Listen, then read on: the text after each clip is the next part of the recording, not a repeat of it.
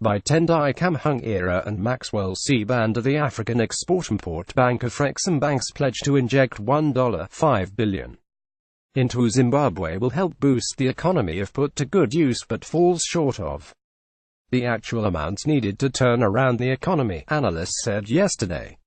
Dr. Benedict Okiorama of afrexim Bank and Mauro Bonacina of BNY Mellon afrexim Bank president and chairman Okiorama told reporters after a meeting with Mnangagwa and senior government officials that his would shore up the economy by pumping $150 million into cash-strapped banks to help them pay for outstanding critical imports and stem cash shortages. We also discussed a number of other areas that involve additional investment from us for something that will be in the order of $1 billion to $1.5 billion. That will include certain kinds of guarantees to encourage investors to come to Zimbabwe.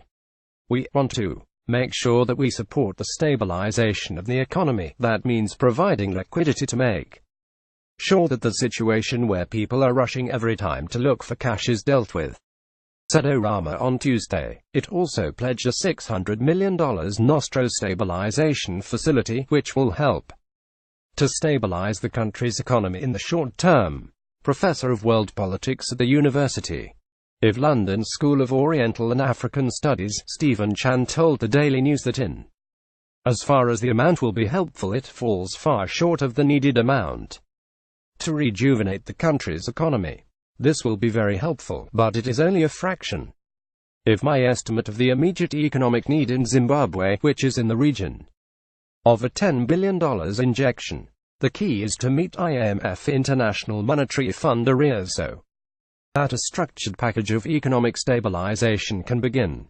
Western countries will support an IMF package and will indeed await a lead from the IMF before any major commitments of their own, Chan said. Southern African director of the International Crisis Group, Piers Pigu, said the deal must be accepted with a pinch of salt, urging Zimbabweans not to throw caution to the wind. He said it is important for both the government and the bank to be transparent about the content and terms of these deals. This is still not the case regarding the facility that was reportedly provided to underwrite the introduction of bond notes in 2016. We do not know what has been negotiated and for what. Debt is already 86% of GDP gross domestic product and unsustainable. Borrowing more may well provide some short-term relief, but it is important to see how this contributes to the long-term solution as the country digs an even bigger debt hole. It would therefore be prudent. The government and afrexim Bank are unambiguous if they want to build the trust of the Zimbabwean people. This opportunity remains, he said.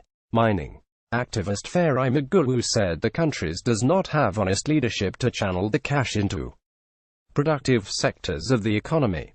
To anticipate good management of the nation's resources from such people who have no honor is akin to entrusting a hyena with the safekeeping of a goat, Magulu told the Daily News.